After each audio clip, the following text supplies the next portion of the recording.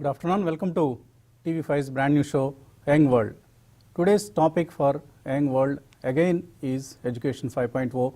On Monday, in the Education 5.0 Part 1, our panelists analyzed various emerging or future trends related to Education 5.0 and suggested that what needs to be done to adapt to the future scenario. Some of the suggestions from the panelists included allowing more private players into education, inverted classrooms, pushing institutions to go more digital, getting best leaders at the top like VCs, deans, etc., exposing students to hackathons, emphasis on soft skills, encouraging interdisciplinary approach, etc. In part 2 of today's episode, we have with us a very eminent panel, once again comprising Professor Kaliras, VC of Bharatiya University, Dr. Shantanu Pal, CEO and MD, Talent Sprint, Professor Devi, Dean, Computer Science,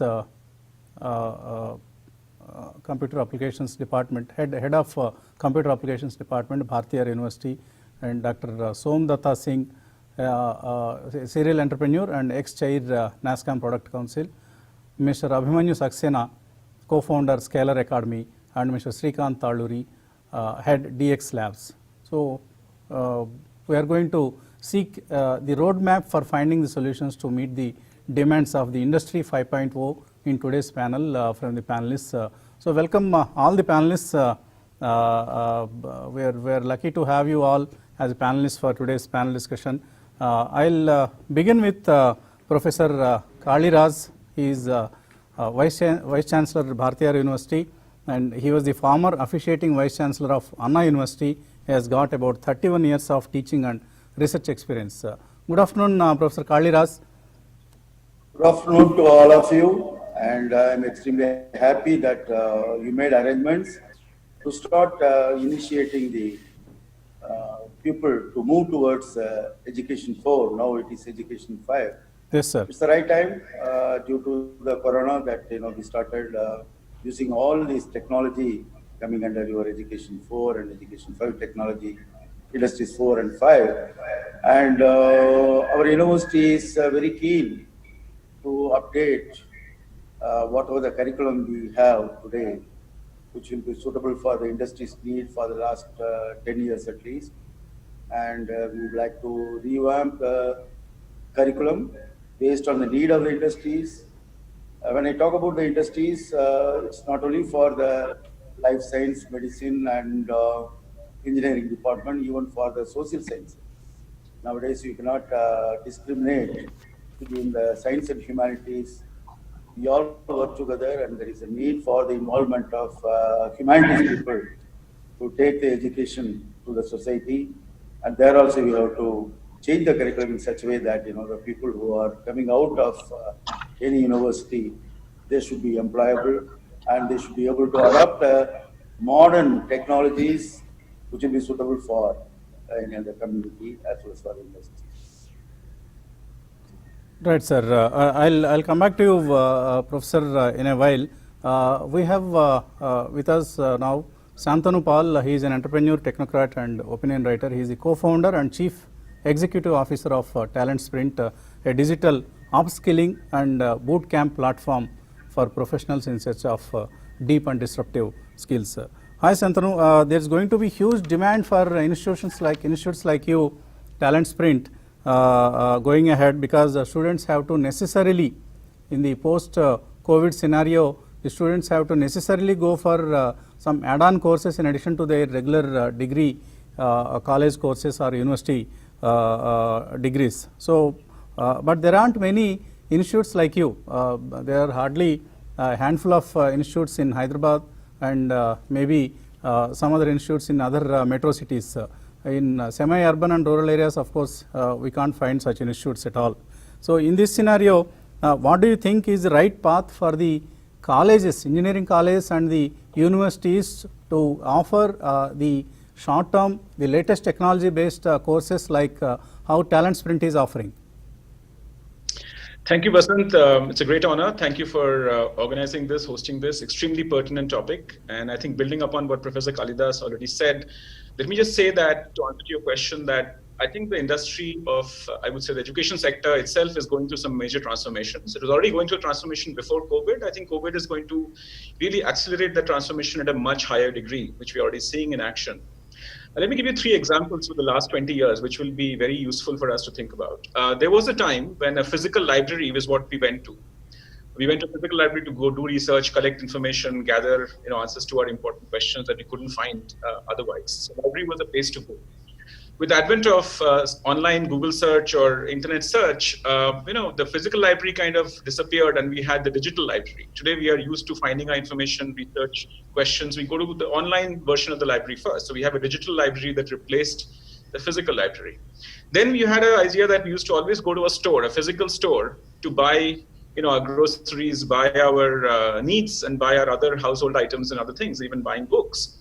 Well, subsequently with the online e-tailing, we have learned how to basically forget about the physical store and think about a digital store as the first point of call to look for things we want. Today with COVID, I think a place like Big Basket lives because of the digital option. 5-6 years ago, this country went through big demonetization. And at that point, a physical currency note got replaced by a digital currency note, which is now sitting on our phones in the form of a Google Pay or a Paytm kind of software, right?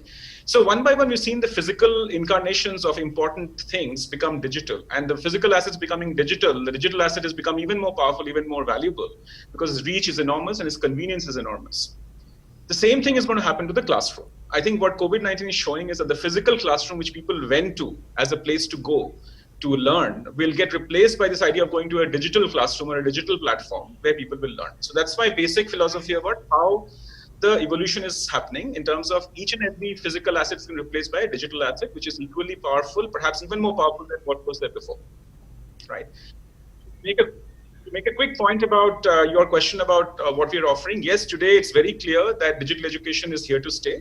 It is not going to be a replacement of physical education with digital, even though COVID might give us that feeling right now. In reality, digital will be a major supplementer of physical education. And as Professor Kalidas said, we believe that the future of all universities is hybrid or blended. You will have a combination of offline and online experiences, or online and on-site experiences, and through a blended model, we'll be able to reach more people, teach more people, and make more people successful. And this is certainly true for colleges and college students.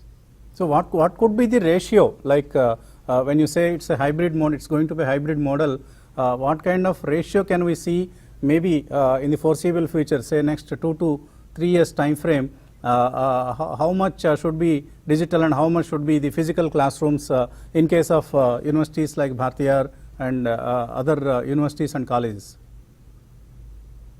Are you asking me that question? Yeah. Okay, sure. I think the answer is it depends. If you're a university and a college, I think you will see it digital. For example, if you are in executive education for working professionals, it'll be 80% digital, 20% contact. If you're in college, it might be 50-50. If you are in a school, it might be 80-20, because we believe that as people get into more sort of an adult learning, senior learning, their ability to use technology, especially in terms of ease of use, the convenience of having good equipment, all of that, people have to have the equipment to attend those classes. So clearly, I think it could be 20-80 on the school side, 20% digital, 80% physical. And in executive education, it might be exactly the opposite, 80% digital, 20% physical. Right, Shantanu. So we have Somdatta Singh, Dr. Somdatta Singh. She has a PhD degree in economics and possesses 16 years of experience as a serial entrepreneur. She was Vice Chairperson Nasscom Product Council earlier and a core committee member of Niti Aayog. So, hi Som. So, day in and day out, we are hearing about so many job losses in various sectors in the coming days. So, the automobile industry, logistics, filmmaking, hospitality, tourism, etc., etc. In most of the sectors, we are going to witness huge job losses. In such a scenario, how should the students who are passing out of the educational institutions expect the job market to be, and how to secure jobs? If not, all of the students cannot become serial entrepreneurs like you. So what should be the course for them?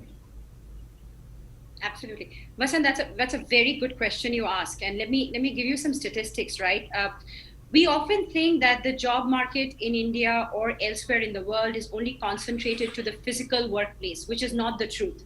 I run a pretty large e-commerce, company. We do a lot. We have a lot of brands on Amazon. We sell a lot of. We manage a lot of big brands.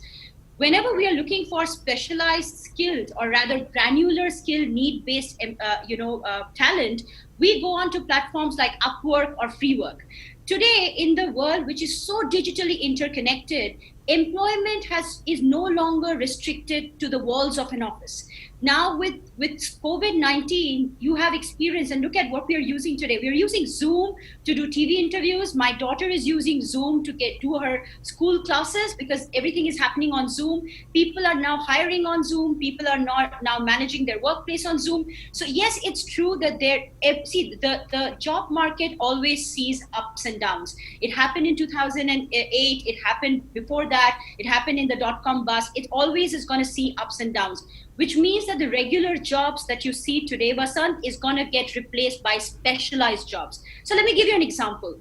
India right now is the highest, or rather the hotspot to employ the best of design, content, UX and UI professionals. So if you go to a platform like Upwork, you will see almost 70% of the people who are there are from Indian descent, Bangladesh, Sri Lanka, and Southeast Asia.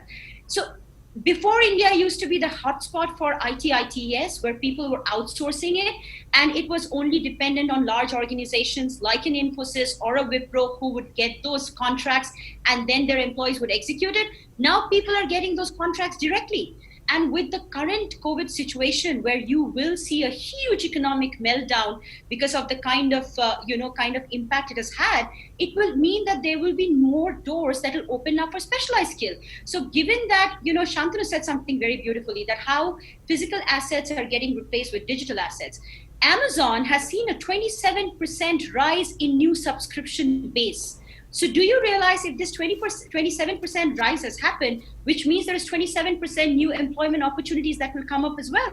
Because the more people that will come online to transact, the more logistics support you're going to need, the more fulfillment support you're going to need, the more warehouse support you're going to need. And therefore, while one channel may close down, there will be other channels that's going to open up.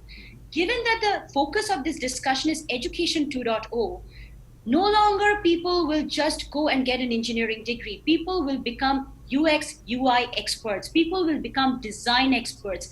Now, movement of content is going to happen, more of people writing content for listing optimization. And there are such skills that are available today. So if you go, you can hire people who are Amazon ad experts, who are eBay PPC experts. So people's expertise and potential is getting mapped to the need and the transition that is going to happen from retail to e-commerce and more to digital in the coming days.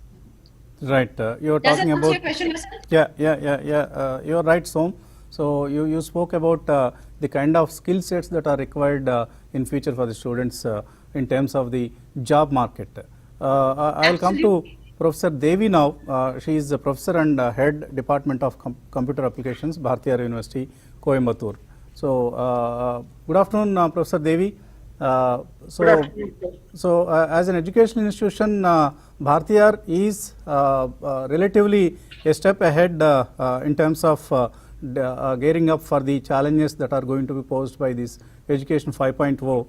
Apart from revising the syllabus and training your faculty for the new challenges, how are you planning to involve all the stakeholders to take forward in these steps that you are planning? TV5 Rakshakalaku Namaskaramulo, Andariki Namaskaramulo. Special thanks to Honorable Vice Chancellor, who is driving Bharatiya University Education 5.0 since October 2019. It is a world of smart and automation systems. Educational institutions have to handhold with the industries when we frame the syllabus. Already, Bharatiya University has started working with TCS on cognitive systems, UiPath for process automation, and with Cognor for cyber security. The students should be exposed to industry right from day one of joining the Air Force. There are many students with creative thinking whose ability need to be tapped. Here, we are looking at interdisciplinary courses. Industry 4.0 and 5.0, if you look at the technology tools include robotics and automation, process automation, big data and analytics, cybersecurity, and so on. How can we integrate these industry 4.0 and 5.0 tools into every education, social science education, arts education, machine learning for economic policy decision making? How can we integrate industry 4.0 and 5.0 into economics, into social work, into botany, into zoology? That is the challenge for the educational institution. True. And we have to handhold with the industries. Already Bharatiya University has started this. Under the leadership of our Honorable Vice Chancellor, we have planned a roadmap. How we have planned the roadmap is for ranking systems like NIRF, we submit the data. So as on date, where we stand. Suppose if I have to measure the research potential of Bharatiya University, how many patents are there? How many startups are there? In 5 years from now, how can we increase this number of patents? How can we increase this number of startups and incubation centers? Like that, we have to identify measures under student excellence, faculty excellence, infrastructure excellence, international exposure excellence, and so on. So under each excellence, the metrics or the parameters need to be listed. And then the first column will show the current value, where we are, 5 years from now, where we should be, and then 10 years from now, where we should be. This is the plan. Once this plan is developed, then we have to jot down the activities, list of activities to achieve those things. List the activities and then schedule the activities. We have done all this during Christmas holidays and Pongal holidays under the eminent leadership of Professor P. Kaliraj sir.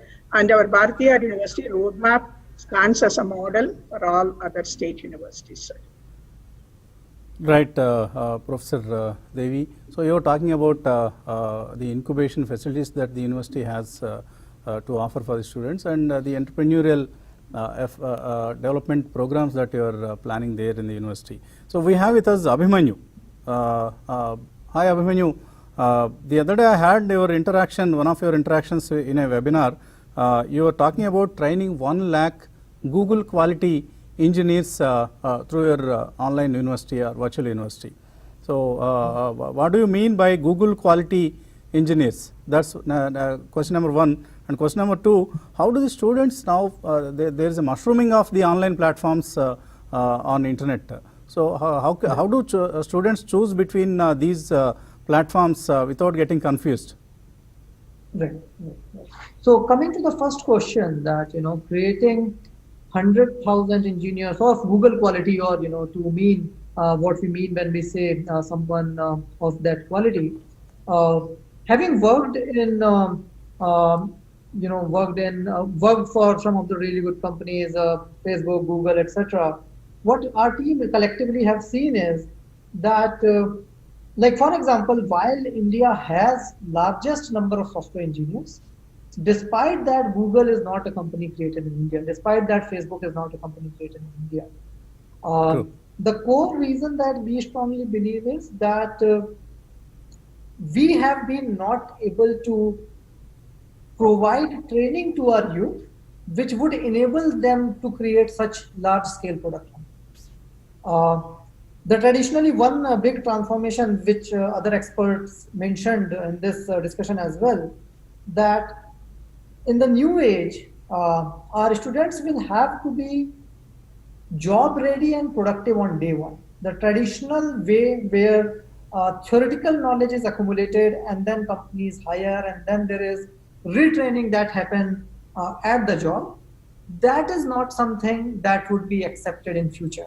Particularly when in the post-COVID world, where we are expecting that people would be working from home, training etc. might not be that feasible. So the education on the learning part has to be 100% aligned with what someone has to be doing at the job.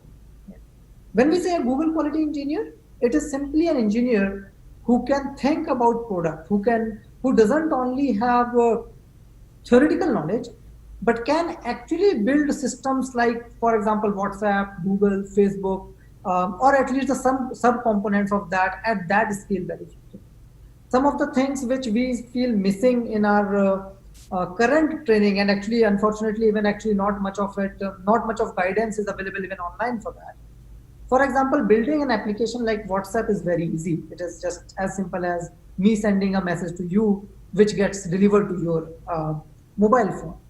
However, imagine when this application has to be used by 1 billion people at the same time, and there might be tens of thousands of servers running in the background to support them, and building a system which can scale to that level. That is a capability that very few possess. And actually, like there are very few opportunities to even get trained on them. Even the product thinking, the design thinking that Honorable Vice Chancellor was also talking about the other day, that are we training our youth to be able to come up with the solutions themselves? Someone shouldn't have to guide them. Someone shouldn't have to give them a task that this is a bug that you have to fix. But can they come look at the problems and build solutions for them themselves? This is what is, be it Google, be it Facebook, be it Uber, be it Flipkart. Through our discussions with them, these are the things that we see that these employers value a lot. And actually, if we can create abundance of tech talent who possess these capabilities, the economic boom of India would automatically come. If we look at US, if we look at China, their economic boom came only because they had abundance of talent. We have abundance of youth energy, but because of not having the right guidance, we are still facing a crunch of technical talent. Vasant, Okay. can I add something to this? Yeah, Abhimanyu please go ahead. Yeah, sure. I think Abhimanyu's hit upon a very, very important thread. I just want to add to this whole concept that, one thing that we've been doing also in the last year is that you may have read about this Google Talent Sprint Women Engineers program, where we have decided that True. jointly we will create between Google and us 600 world-class women engineers out of second-tier towns of India.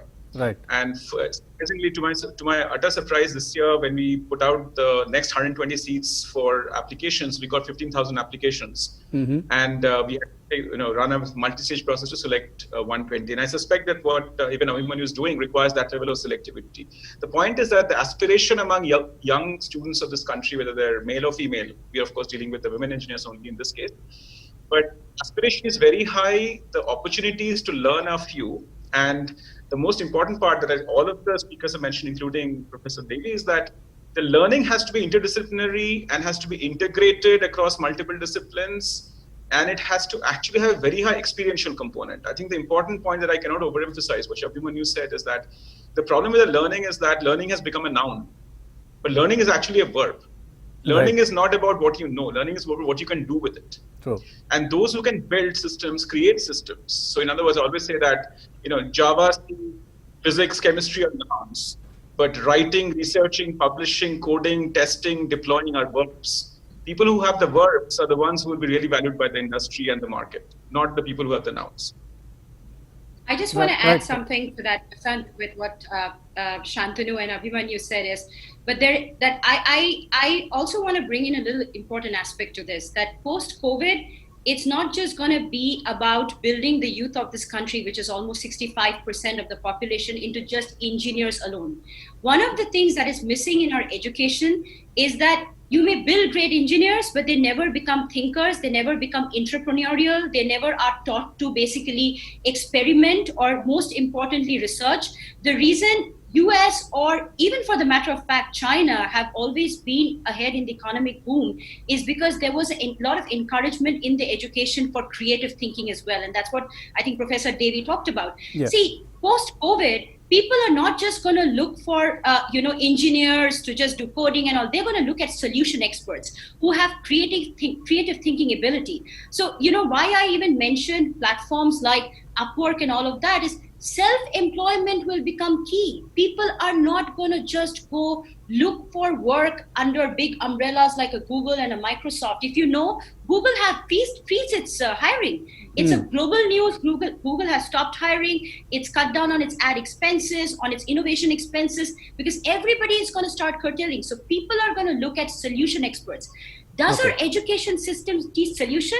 Not necessarily. But I want to give you an example, because 4 years back, Mr. J. Chaudhary, got me involved with IIDT, which is the Institute of, Digital Education in Tirupati. Andhra Pradesh. Yeah. And they were looking at education that was focused on need and granular work-based education only. So they Right. were doing 6 months and 1 year courses on analytics because analytics is imperative. In today's world, no matter what you do, whether it's predictive, whether it's post, it's such an important part of it. In e-commerce, you look at analytics all the time before you want to even launch a new product. So if you look at education from a very granular, need-based, industry-focused only, the value that you will see, the quality of people who will get educated and get employed will be a lot higher. And I'm telling you, the mantra post-COVID to COVID-19 is going to be self-employment, is going to be people who are not going to be looking at, going to workplaces to do jobs. They're going to be people who themselves will take up multiple projects and manage it. So to do that, you need more focused and more granular education system, more skills, but not just skills in terms of the exploited word skills, but knowledge that will allow industries to grow. Yes, it's not going to be Russian, just right. the degree, and it's going to be knowledge, the creative thinking, the design thinking is what the industry calls it. So these things are going to be much needed qualities in a job seeker. So we have with us, in fact, today's program is a true reflection of what's going to be post-COVID. So we have people from Bangalore joining us online. We have people from Chennai, Coimbatore joining us, Professor Kaliraj and Professor Devi. And we have a lone participant in our studio, physically present here along with me, and he is the only Telugu guy here, and the rest are all from the different languages. So, Srikanth, sorry, I came to you at the as a sixth participant. So, what's happening in the education world? Because new technologies are emerging every 3 to 12 months, like you said earlier, and these are replacing the existing ones. So how can a 4-year engineering graduate, because he is studying some subjects which were, of course, you have to be good at basics, but these were the subjects framed, the syllabus was framed 4 years back, and as you said, the new technologies are emerging every 3 months. So how can the students fill this gap?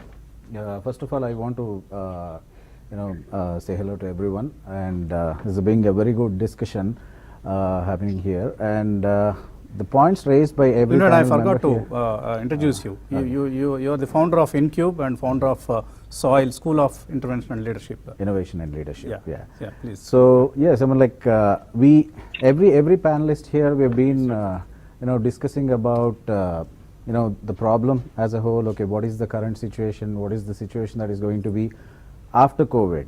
So Covid తర్వాత ప్రపంచం ఎలా ఉంటుంది, and మనకి last few ఇయర్స్లో industry 4.0 ఎక్కువ discuss చేసాం మనం, and ఇప్పుడు సడన్గా 5.0 ఏంటి, ఇంకా 4.0 కంప్లీట్ అవ్వకుండా అంటే Covid is acting more like a catalyst to transition, fast transition to 5.0. 4.0లో మనం ఎక్కువ artificial intelligence, autonomy, process automation ఇవన్నీ లార్జ్ స్కేల్లో చేద్దాం అనుకున్నాం, బట్ మొబిలిటీ, ప్రపంచంలో మొబిలిటీ అనేది ఇంకా ఉండింది.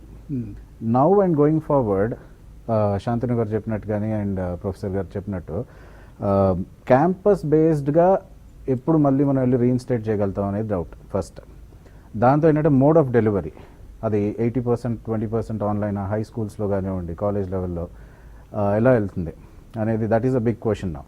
అండ్ ఆ మోడ్ ఆఫ్ డెలివరీకి ఇప్పుడు జూమ్ లాంటివి, మన గూగుల్ క్లాస్ రూమ్స్ లాంటివి ఉన్నాయి, వెంటనే వాడుతున్నాం, బట్ వాటిల్లో కూడా చాలా ప్రాబ్లమ్స్ ఉన్నాయి మనకి, అక్కడ ఆ గ్యాప్స్ని ఫిల్ చేసుకోవాలి. సో అక్కడ lot of innovation is waiting, and classroom ఎక్స్పీరియన్స్ని మనం రిఫ్లెక్ట్ చేయాలి 100% అని అంటే ఈ రోజున లేదు ఆ సిచ్యువేషన్. కొంచెం హయ్యర్ ఏజ్ గ్రూప్స్ ఉన్న వాళ్ళకి అది కొంచెం డిఫరెంట్ కానివ్వండి, హై స్కూల్ లెవెల్లో అది చాలా ప్రాబ్లం అవుతుంది. So education as a whole చూస్తే మోడ్ ఆఫ్ డెలివరీ చాలా వేగంగా, లైక్ ఫాస్ట్ ర్యాపిడ్ ఇన్నోవేషన్ అనేది డెలివరీ, కమ్యూనికేషన్ అండ్ కొలాబరేషన్ టూల్స్లో ఫస్ట్ రావాలి. నెక్స్ట్ సోమదత్త గారు చెప్పినట్టు అక్కడ మనకి ఆన్లైన్ జాబ్స్, అప్వర్క్, ఫ్రీలాన్సింగ్ ఇవి వస్తున్నాయి. ఎస్, ఆ స్కోప్లో చూస్తే మీకు ఇప్పుడు గిగ్ ఎకానమీ అంటున్నాం ఇప్పుడు మనం, gig economy exactly. So Upwork ఇవన్నీ ఏంటంటే gig economy jobs, and even ఆ ఏజ్ గ్రూప్లో ఉండే లేటెస్ట్ యంగ్స్టర్స్ అంతా they are preferring to work in that mode. అది మొబిలిటీ ఉన్న రోజున కూడా వాళ్ళు టిపికల్ గా పొద్దున్న 9కి వెళ్ళి సాయంత్రం 6 దాకా వాళ్ళకి ఒక ఉండే కంపెనీకి ఆ జాబ్స్ వాళ్ళకి ఇష్టం ఉండదు వాళ్ళకి. Freelance jobs. ఫ్రీలాన్స్ చేసుకోవాలి అండ్ వాళ్ళకి కెరియర్ ఫ్రీడమ్ అనేది ఒకటి ఉండాలి అండ్ ప్రపంచం అంతా తిరగాలి. ఇలాంటి మైండ్ సెట్ అది వాళ్ళకి ఏంటంటే they had different exposure to the world. అంటే 2005 తర్వాత 2000 తర్వాత పుట్టిన వాళ్ళందరూ they have a different mind set because వాళ్ళంతా డిజిటల్ నేటివ్స్. మన జనరేషన్ కానీ మన ముందు generation we are migrants to the digital world and all and ఆ గ్లోబల్ ఎక్స్పోజర్ చాలా డిఫరెంట్గా ఉండింది ఇంటర్నెట్ వల్ల వీళ్ళకి. And access to the work space, మనకి అంతకు ముందు మీకు ఇంటర్నెట్ ఒక వర్క్ స్పేస్ అనేది వైస్ ప్రెసిడెంట్ సిఎక్స్ఓ లెవెల్ ఉండే వాళ్ళకి 2000 ఆ టైంలో ఉండేది. ఈ రోజున ఈవెన్ లైక్ ఎల్కేజీ యూకేజీ పిల్లలు కూడా మనకి యూట్యూబ్ అండ్ బేస్డ్ లెర్నింగ్కి వచ్చేసాము. So the kind of mind set which is prevailing even among the youngsters, it's matching is it matching to the industry or not అనేది ఒకటి పాయింట్. అండ్ ఇండస్ట్రీ రిక్వైర్మెంట్స్ చాలా డిఫరెంట్గా ఉన్నాయి ఇప్పుడు. The way industry is evolving, వాళ్ళ skill requirements, competency ఎలాంటివి కావాలి, problem solving అనేది మాకు కావాలి అంటున్నారు.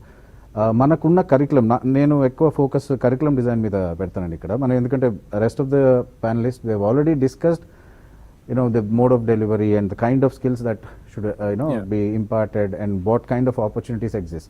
So వీటికి మ్యాచింగ్ గా మన స్టూడెంట్స్ ఇప్పుడు like 65% of the youngsters who are already in the industry as well as who are about to enter the industry in the next few years, వీళ్ళకి ఎలా మనం how are we going to impart these skills and competence అనేది most important thing.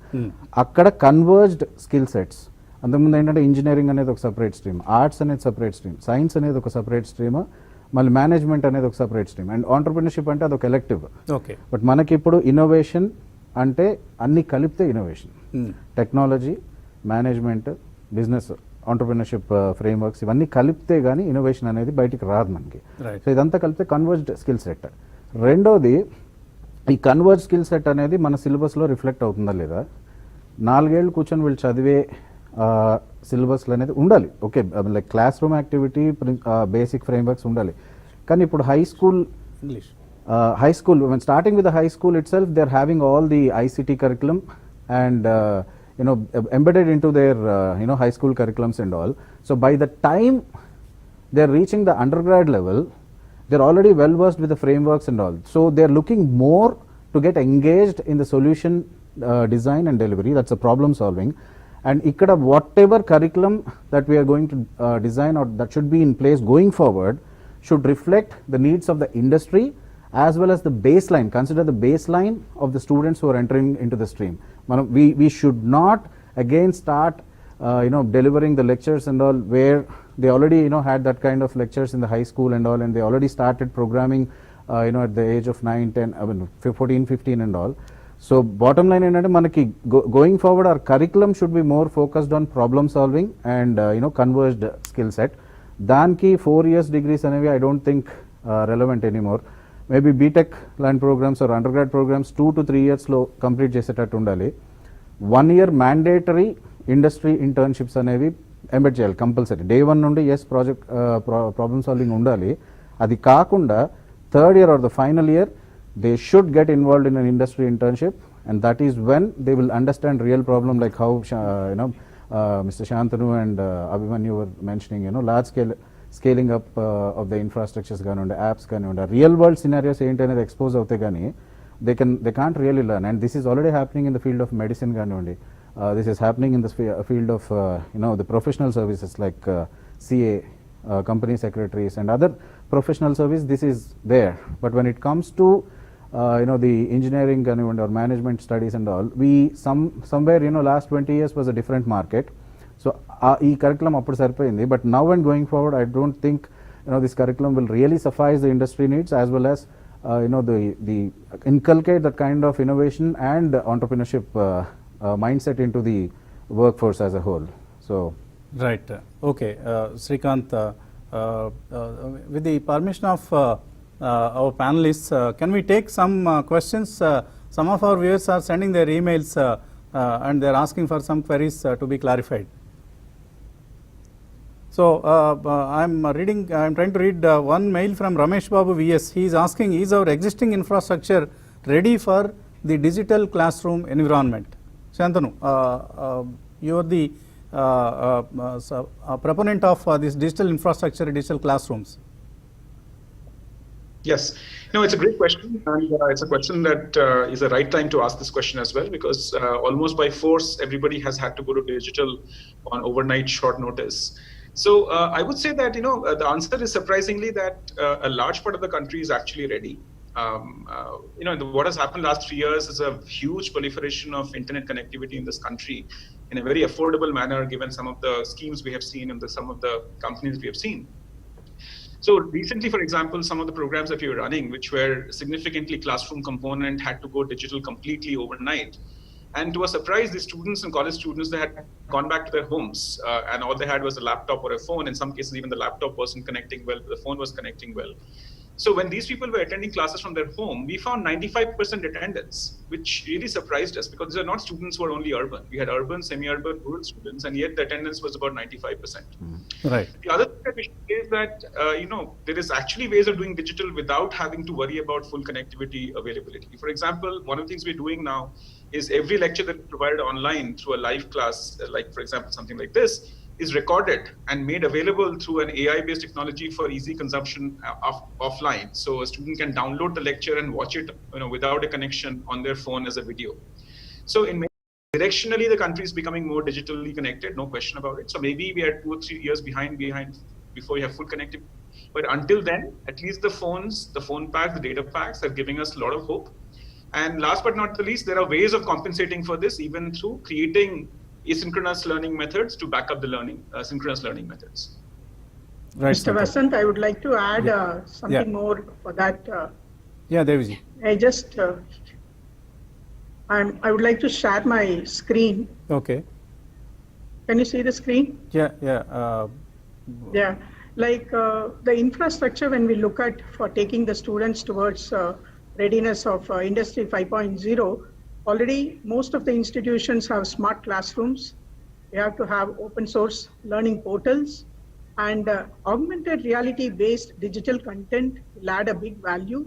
There are many startups in India emerging in this area, and we have to have a complete integrated enterprise resource planning system. And digital transformation experiencing center is very, very essential. People were using computing labs, then we moved on to lab space. Now we are talking about experiencing centers, and we have to have digital placement training center.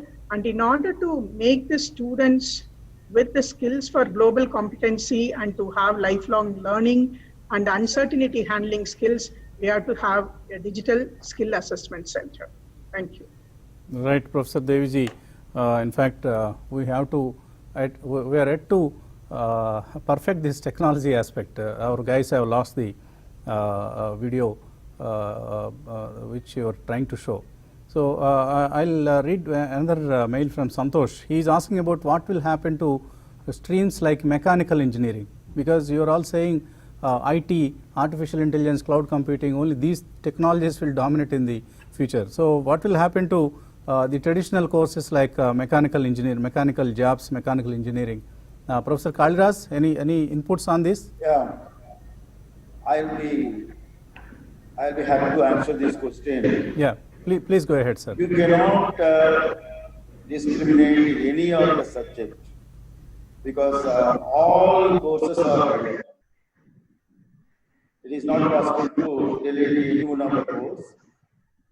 And the only thing is, you have to incorporate the Industry 5 related things like artificial intelligence, big data analytics, and various other things related to Education 5 has to be inculcated into all the subjects. Without sociology, without economics, we cannot take the research finding to the society. The only thing is, it is very important to go for the prepare the curriculum which will match the Education 5. In Bharatiya University, we already started working on preparing the curriculum and syllabus on board with any one of the best curriculum suiting for the Education 4 and 5. Number one. One minute, sir. I'll come back to you, Professor Kalidas. There is some technical issue. There is some echo coming from your audio. Meanwhile, I'll try to seek Vasant, this. can I answer the question, Yeah. also add something to that? Yeah, Shantanu. Yeah. Yeah. So I was just going to say that I think the Vice Chancellor's comments are absolutely appropriate, that all disciplines have to be carried forward equally and supported. Right. But having said that, in the question, there is an assumption that mechanical engineering somehow is not in line with what's happening in the digital world. True. And I would submit that that's not true. The mechanical engineering world is moving even faster than many other worlds towards adoption and embracing. For Things example, like mechatronics and other things are happening. automobile engineers today, what are the two most important things that you care about in automobile engineering? They'll say electric cars and self-driving vehicles, right? One is battery technology and one is a computing technology, AI. So in other words, we are not going to talk about internal combustion engines for the rest of our lives, right? We will talk about engineering is itself changing, and so is mechanical engineering. It's also becoming very digital. That's the point I was trying to make. Right. Okay. So Manjushri is asking if in the educational system there is no shortcut route. What is the situation for future generation? There are so many concerns that are being expressed by the young students who are watching this program. Some Stephen Murthy is saying speed for internet, digital. When you are talking about digital classes, internet speeds, the bandwidth, lack of bandwidth is going to be a major issue for all this digital transformation we are talking about. So many inputs on that.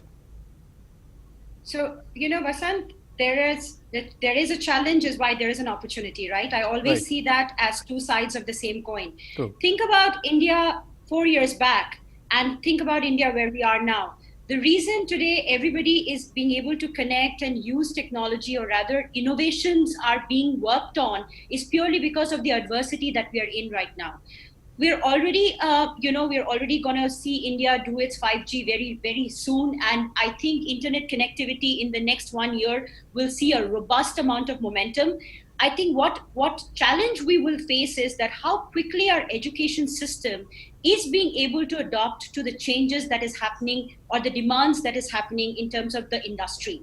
So that there you will see post COVID-19, there's going to be huge shift in the way industries are going to operate and the kind of talent that they're going to look for and the kind of education they're going to look at mapping to. So what Shantanu said, that the core concepts are not going to change, but the adoption of it, the way it is inculcated in the students, the methods that is used is going to change. And I think for the student community, what is an imperative, which I have seen, every time I've gone to different universities to speak and all, I've seen our students are, still not very well acquainted with what's happening outside in the world. Abhimanyu talked about, creating Google quality engineers. The Google quality comes with a university that has an ambience and an atmosphere to harvest innovation. Right. Most of our universities are producing job seekers. They are not creating job creators. And that is where the gap is. So online education is actually transforming that. It is making you so much more agile that you're quickly able to adopt to what the industry needs.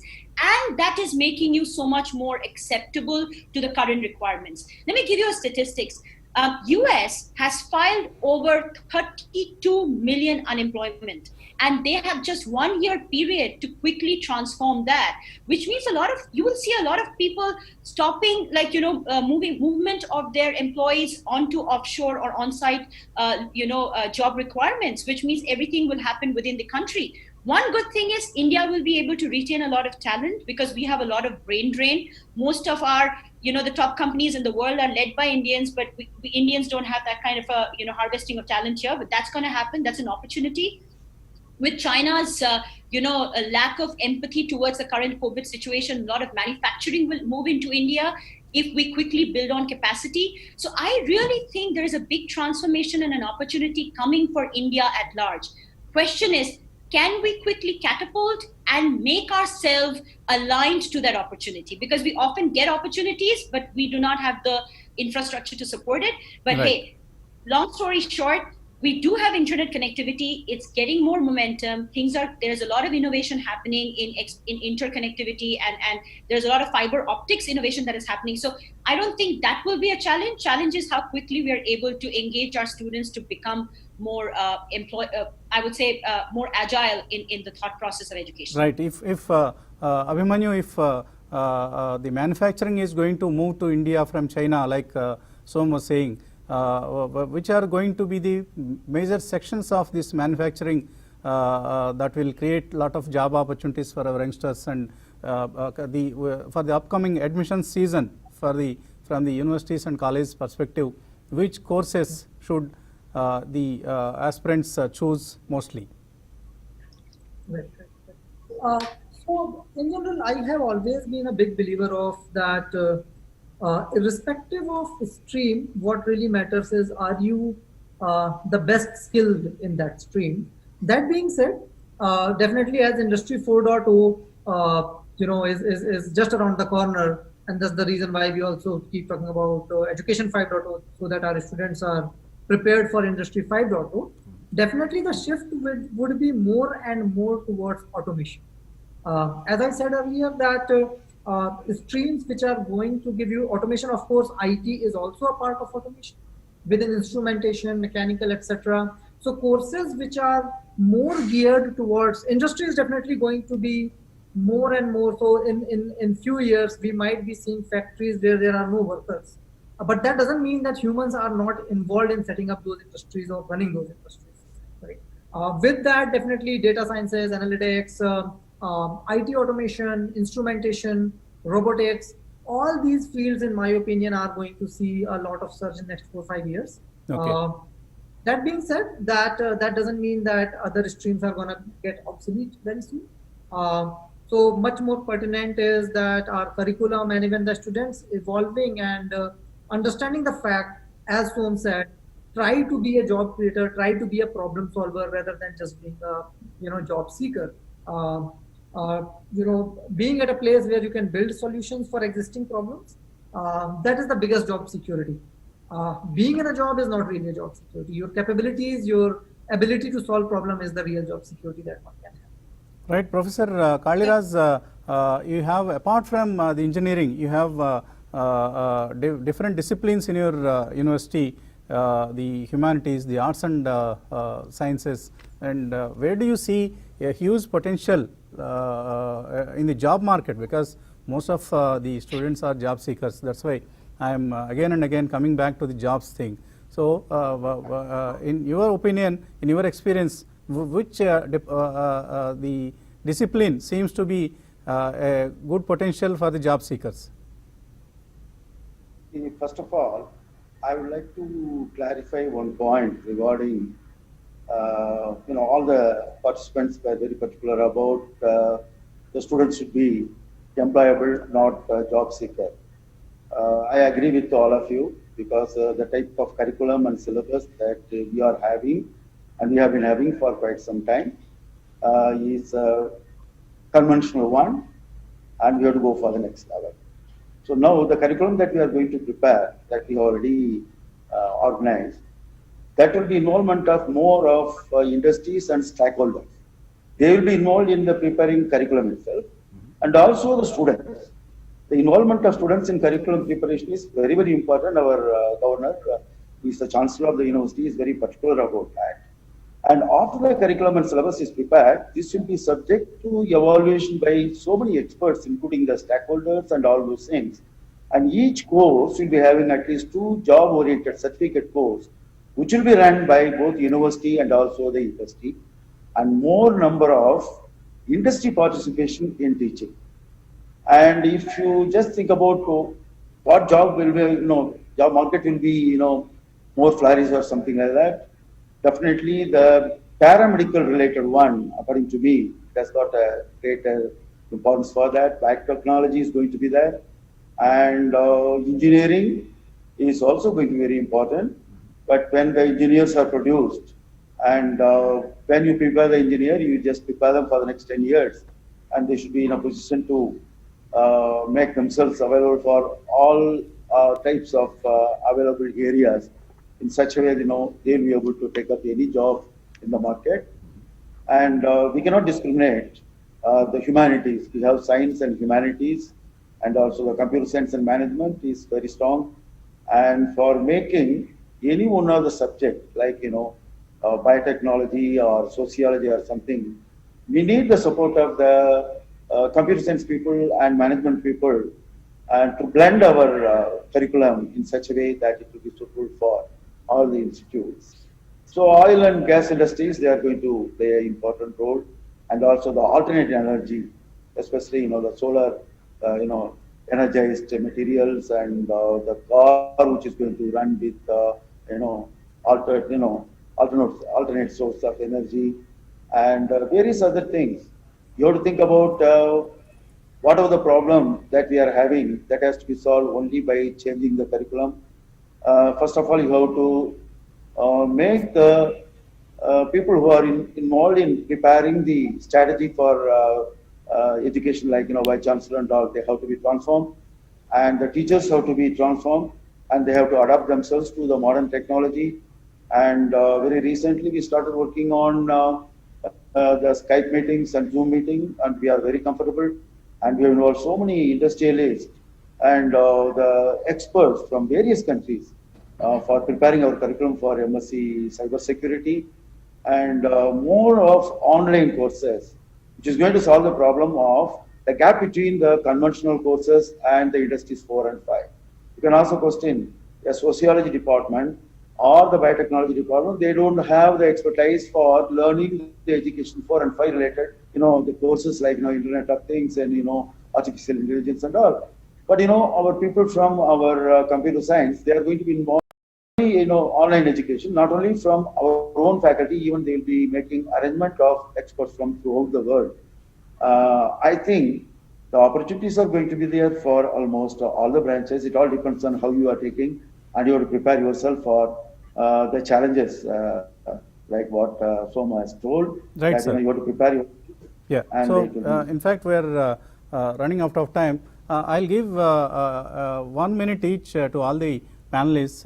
Can you give a recipe or a suggestion to the regulators of the education and to the colleges and universities? What should be the roadmap for the education 5.0 that we are talking about? What kind of suggestions would you like to make? To begin with, from Shantanu. Sure. Thank you, Basant. That's a great question. I'll keep it very short. I think a lot of our discussion today was about what we should teach, subject, curriculum, redesign, etc. Those are, I think, very valuable to figure out what to teach. But I think one very important element of what we have to address is how to teach, right? The curriculum of computer science is the same in MIT as the same in the local engineering college. If you look at the table of contents, it looks exactly the same. The professor have the same lecture notes. True. But the outcomes are very different. And that's because how we teach has to change. Yeah. What we teach should be call-based learning. We teach people some concepts, go out and then actually conduct exams to test those concepts. True. We should be application. We have to create a culture where people learn by doing and not learn by listening. If our curriculum can revolve around learning by doing, learning by experiencing, rather than learning by reading and learning by memorizing, that is the transformation we need in the curriculum. It's not the content, it's how we teach. Okay. Abhimanyu. No, I would totally agree with Shantanu sir, that experimental learning is very, very important. As a matter of fact, even at Scalar Academy, one thing we emphasized on day one is that after each class, there has to be hands-on assignment that people have to do. Apart from that, of course, in harder topics like engineering, etc., another thing we noticed that the learners who are learning a new hard concept for the first time, it is very important that they are constantly corrected immediately when they are making a mistake or they are stuck at something. So having a virtual lab where whatever new concept they have been explained on, they are given problems to solve on that. And then their solutions are immediately either automatically or through a peer-to-peer review evaluated, and then further improvements are done on that. That pedagogy is extremely important. Mentorship is also something that we have seen is creates exceptional large impact. Like even personally, I can say that things that I have been able to do so far is primarily rooted in mentorship. And even for learners, if let's say if a second year or third year college student, he is paired with someone who works at Google and has 4 years of experience, right, the probability of this person ending up at Google and creating much larger impact has already multiplied multiple times. Okay, Abhimanyu. So pedagogy and mentorship is what you are trying to highlight. Then And with data, yeah, so with data, we have seen that it creates a huge impact. okay. So what's going to be your recommendation to the institutions? We have such eminent and erudite experts on the panel when it comes to education. I'm going to add a little bit of the flavor of entrepreneurship to it, what I have seen and experienced personally. You need to look at education in 3 dimensions. There is importance of technical education, there is importance of creative education, that is extremely important, and there is importance of business education. The reason a lot of engineers end up going and getting an MBA is because you can't take away the importance of knowing business and educating yourself in the dynamics of business. It's very, very essential. And so is creative and design thinking. The reason people from Stanford and MIT stand out, and Shantanu said, it's not that the stream of what is taught is different, it's the way that is taught is different, and they're also made to appreciate the importance of creative learning along with technical learning, which is something that institutions, universities, online education platforms have to harness. I want to say something to the students who are listening to this. Guys, don't just focus on what is taught to you in the university. Today, the reason, platforms like Talent Sprint, platforms like Skiller, all of that exist is go ahead and explore what industry experts have to offer you. Go ahead and explore what other forms of education, which is on add-on to what you're learning at your university, has to offer you. That is what holistic and wholesome education is all about.